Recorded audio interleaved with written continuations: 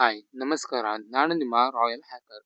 ಇದು June 18ರ current affairs video ಈಗ open out ಆಗ್ತಾ ಇದೆ. ಇದರಲ್ಲಿ ಒಂದಿಷ್ಟು ಇಂಪಾರ್ಟೆಂಟ್ ಆದ ಟಾಪಿಕ್ಗಳಿವೆ. ಒಂದೊಂದಾಗಿ ನೋಡ್ತಾ ಹೋಗೋಣ ಬನ್ನಿ. ಅಸ್ತಿತ್ವ ಪ್ರತಿಷ್ಠೆ ಬಿಕ್ಕಟ್ಟಿನಲ್ಲಿ ಬಿಡದಿ ಟೌನ್ಶಿಪ್ ಬಗ್ಗೆ ಖಂಡಿತವಾಗ್ಲೂ ಲೇಟೆಸ್ಟ್ ಟೈಮ್ನಲ್ಲಿ ಖಂಡಿತವಾಗ್ಲೂ ಎಲ್ಲರೂ ನೀವು ಕೇಳ್ತಾನೆ ಇರ್ತೀರಾ. ಅದ್ರ ಬಗ್ಗೆ ಒಂದಿಷ್ಟು ಡೀಟೇಲ್ಸ್ ಅನ್ನ ಇಲ್ಲಿ ಕೊಟ್ಟಿದ್ದಾರೆ, ನೋಡ್ಕೊಳ್ಳಿ. ಹಾಗೆ ಇಲ್ಲಿ ಸ್ವಲ್ಪ ನಮಗೆ ಇಂಪಾರ್ಟೆಂಟ್ ನೋಡಿದರೆ ವರ್ಕ್ ಲೀಫ್ ಪ್ಲೇ ಎಂಬ ಪರಿಕಲ್ಪನೆಯಡಿ ಬಿಡದಿ ಮತ್ತು ಹಾರೋಹಳ್ಳಿ ಕೈಗಾರಿಕಾ ಪ್ರದೇಶಗಳ ನಡುವೆ ಉಪನಗರ ತಲೆ ಎತ್ತಲಿದೆ. ರಾಜಧಾನಿ ಬೆಂಗಳೂರನ್ನು ದಕ್ಷಿಣ ಭಾಗದಲ್ಲಿ ವಿಸ್ತರಿಸುವ ನಿಟ್ಟಿನಲ್ಲಿ ವಿಶ್ವ ದರ್ಜೆಯ ಉಪನಗರ ನಿರ್ಮಾಣಕ್ಕೆ ಯೋಜನೆ ರೂಪಿಸಲು ಅಂತಾರಾಷ್ಟ್ರೀಯ ಮಟ್ಟದ ಯೋಜನಾ ನಿರ್ವಹಣಾ ಸಲಹೆಗಾರ ಸಂಸ್ಥೆಯನ್ನು ಟೆಂಡರ್ ಮೂಲಕ ಆಯ್ಕೆ ಮಾಡಲು ಈಗಾಗಲೇ ಸಮ್ಮತಿ ಸಿಕ್ಕಿದೆ. ಇದು ಸ್ವಲ್ಪ ನೋಡಿಟ್ಕೊಳ್ಳಿ ಬೇಕಾಗುವುದು. ವರ್ಕ್ ಲೀಫ್ ಪ್ಲೇ ಎಂಬ ಪರಿಕಲ್ಪನೆಯಡಿ ಯಾವುದು ಒಂದು ಸ್ವಲ್ಪ ವರ್ಕ್ ಲೀಫ್ ಪ್ಲೇ ಅನ್ನೋದನ್ನು ಸ್ವಲ್ಪ ನೋಡಿಟ್ಕೊಳ್ಳಿ. ಮತ್ತೆ ದೇಶದ ಮೊದಲ AI ನಗರವನ್ನ ಬೆಂಗಳೂರಿನ ಬಿಡದಿಯಲ್ಲಿ ಸ್ಟಾರ್ಟ್ ಮಾಡಬೇಕು ಅಂತ ಇದ್ದಾರೆ. ನೋಡೋಣ ಏನಾಗುತ್ತೆ ಅಂತ. ಹಾಗೆ ನೆಕ್ಸ್ಟ್ ಟಾಪಿಕ್ ಕಡೆ ಹೋಗೋದಾದ್ರೆ ಸೌರ ವಿದ್ಯುತ್ ದರ ಪರಿಷ್ಕರಿಸಿದ KER.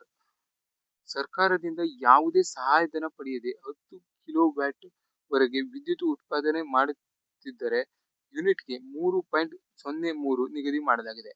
PM ಸೂರ್ಯಘರ್ ಯೋಜನೆಯಡಿ ಸಹಾಯಧನ ಪಡೆದು ಉತ್ಪಾದನೆ ಮಾಡುವ ವಿದ್ಯುತ್ಗೆ ಯೂನಿಟ್ಗೆ ಅನುಗುಣವಾಗಿ ಬೇರೆ ಬೇರೆ ದರವನ್ನು ನಿಗದಿಪಡಿಸಲಾಗಿದೆ.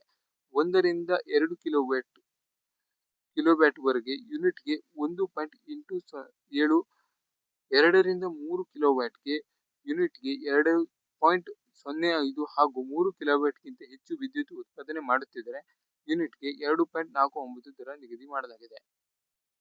ಇದೇನು ಜಾಸ್ತಿ ಇಂಪಾರ್ಟೆಂಟ್ ಆಗಲ್ಲ, ಅದನ್ನ ನೋಡಿಟ್ಕೊಳ್ಳಿ. ಹಾಗೆ ಇದು ಸ್ವಲ್ಪ ಇಂಪಾರ್ಟೆಂಟ್ ಆಗೋದು ನೋಡ್ಕೊಳ್ಳಿ. ಭಾರತೀಯ ನಾವಿಕರ ಬಗ್ಗೆ ಪ್ರಧಾನಿ ಮೋದಿ ಕಳವಳ. ಭಾರತದ ಮೇಲೆ ದಾಳಿಯಾದರೆ ನಾವಿದ್ದೇವೆ ಎಂದ ಡೊನಾಲ್ಡ್ ಟ್ರಂಪ್. ಭಾರತದ ಮೇಲೆ ಯಾರಾದರೂ ದಾಳಿ ಮಾಡಿದರೆ ನಾವು ಭಾರತದ ಸಹಾಯಕ್ಕೆ ನಿಂತಿರುತ್ತೇವೆ. ಯಾರಾದರೂ ಮೋದಿ ಅವರ ಮೇಲೆ ದಾಳಿ ಮಾಡಿದರೆ ನಾವು ಮೋದಿ ಅವರೊಂದಿಗೆ ನಿಲ್ಲುತ್ತೇವೆ. ಮೋದಿ ಅವರನ್ನು ಹೊರತುಪಡಿಸಿ ಭಾರತದ ಬೇರೆ ಯಾರಾದರೂ ಪ್ರಧಾನಿಯಾದರೆ ನಾವು ಹೀಗೇ ಇರಲಿದ್ದೇವೆ ಎನ್ನುವ ಖಾತರಿ ಇಲ್ಲ. ಅಮೆರಿಕ ಭಾರತ ಸಂಬಂಧ ಪತ್ರಕರ್ತರು ಕೇಳಿದ ಪ್ರಶ್ನೆಗೆ ಟ್ರಂಪ್ ಅವರು ಉತ್ತರಿಸಿದ್ದು ಹೀಗೆ: ನಾನು ಎಷ್ಟು ಸಮಯದವರೆಗೆ ಶ್ವೇತ ಭವನದಲ್ಲಿ ಇರುತ್ತೇನೋ ಅಲ್ಲಿಯವರೆಗೆ ಅಮೆರಿಕದಲ್ಲಿ ಭಾರತದ ಒಬ್ಬ ಸ್ನೇಹಿತ ಇರುತ್ತಾನೆ. ಮೋದಿ ಅವರೊಬ್ಬ ಏಂಜಲ್ ಎಂದರು. ಇದು ಸ್ವಲ್ಪ ನಿಮ್ಗೆ ಇಂಪಾರ್ಟೆಂಟ್ ಆಗ್ಬೋದು ನೋಡಿ. ಮೋದಿ ಅವರೊಬ್ಬ ಏಂಜಲ್ ಅಂತ ಕರೆದವರು ಯಾರು ಅನ್ನೋದನ್ನ ಸ್ವಲ್ಪ ನೆನ್ಪಿಟ್ಕೊಳ್ಳಿ. ಹಾಗೆ ಇಲ್ಲಿ ನೋಡಿ, ಅಮೆರಿಕ ಇರಾನ್ ಒಪ್ಪಂದದ ಕರಡು ಸೋರಿಕೆ.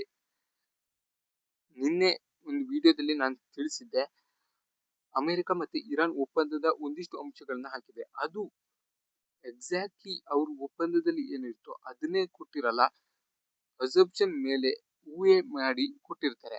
ಆದ್ರೆ ಇಲ್ಲಿ ಕೊಟ್ಟಿದ್ದಾರೆ ನೋಡಿ, ಇದು ಸೋರಿಕೆ ಆಗಿರುವಂತದಂತೆ. ಅದ್ರ ಬಗ್ಗೆ ಸ್ವಲ್ಪ ಡೀಟೇಲ್ಸ್ ಕೊಟ್ಟಿದ್ದಾರೆ, ನೋಡ್ಕೊಳ್ಳಿ. ಹಾಗೆ ಇಲ್ಲಿ ಇರಾನ್ಗೆ ಪುನರ್ವಸತಿ ಮತ್ತು ಅಭಿವೃದ್ಧಿ ಹೆಸರಿನಲ್ಲಿ ಅನುದಾನವನ್ನು ನೀಡಲು ಅಮೆರಿಕ ಒಪ್ಪಿಕೊಂಡಿದೆ. ಅನುದಾನದ ಮೊತ್ತ $300 ಬಿಲಿಯನ್ ನಷ್ಟಿದೆ, ಸುಮಾರು 28.31 ಲಕ್ಷ ಕೋಟಿ. ಇದು ಸ್ವಲ್ಪ ನೋಡಿಟ್ಕೊಳ್ಳಿ.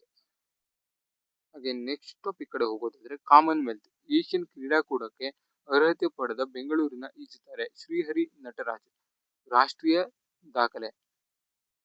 ಒಲಿಂಪಿಯನ್ ಶ್ರೀಹರಿ ನಟರಾಜ್ ಅವರು ಬುಧವಾರ ಅಹಮದಾಬಾದ್ನಲ್ಲಿ ನಡೆದ 79ನೇ ಸೀನಿಯರ್ ರಾಷ್ಟ್ರೀಯ ಈಜು ಚಾಂಪಿಯನ್ಶಿಪ್ನ 50 ಮೀಟರ್ ಬ್ಯಾಕ್ಸ್ಟ್ರೋಕ್ ನಲ್ಲಿ ಚಿನ್ನದ ಸಾಧನೆ ಮಾಡಿದರು. ಇದು ಸ್ವಲ್ಪ ನೋಡಿಟ್ಕೊಳ್ಳಿ ಬೇಕಾಗಬಹುದು. ಒಲಿಂಪಿಯನ್ ಶ್ರೀಹರಿ ನಟರಾಜ್ ರಾಷ್ಟ್ರೀಯ ಈಜು ಚಾಂಪಿಯನ್ಶಿಪ್ ನಲ್ಲಿ ಅನ್ನೋದು ಸ್ವಲ್ಪ ನೋಡಿಟ್ಕೊಳ್ಳಿ. ಇದಿಷ್ಟು ಇವತ್ತಿನ ಇಂಪಾರ್ಟೆಂಟ್ ಆದ ಟಾಪಿಕ್ ಗಳಾಗಿದ್ದು, ಆದಷ್ಟು ಬೇಗನೆ ಚಾನಲ್ಗೆ ಸಬ್ಸ್ಕ್ರೈಬ್ ಮಾಡ್ಕೊಳ್ಳಿ. ನಿಮ್ಮಿಂದ ನಮಗೆ ಒಂದಿಷ್ಟು ಸಪೋರ್ಟ್, ಮೋಟಿವೇಶನ್ ಸಿಕ್ಕಿದಾಗುತ್ತೆ. ಯಾವುದೇ ತರದ ಡೌಟ್ ಇದ್ರೂ ಕಮೆಂಟ್ ಬಾಕ್ಸ್ ನಲ್ಲಿ ತಿಳಿಸಿ. ಹಾಗೆ ನೆಕ್ಸ್ಟ್ ವಿಡಿಯೋದಲ್ಲಿ ಸಿಗೋಣ. ಅಲ್ಲಿವರೆಗೂ ಟೇಕ್ ಕೇರ್, ಬಾಯ್ ಬಾಯ್. ನಾನು ನಿಮ್ಮ ರಾಯಲ್ ಹ್ಯಾಕರ್.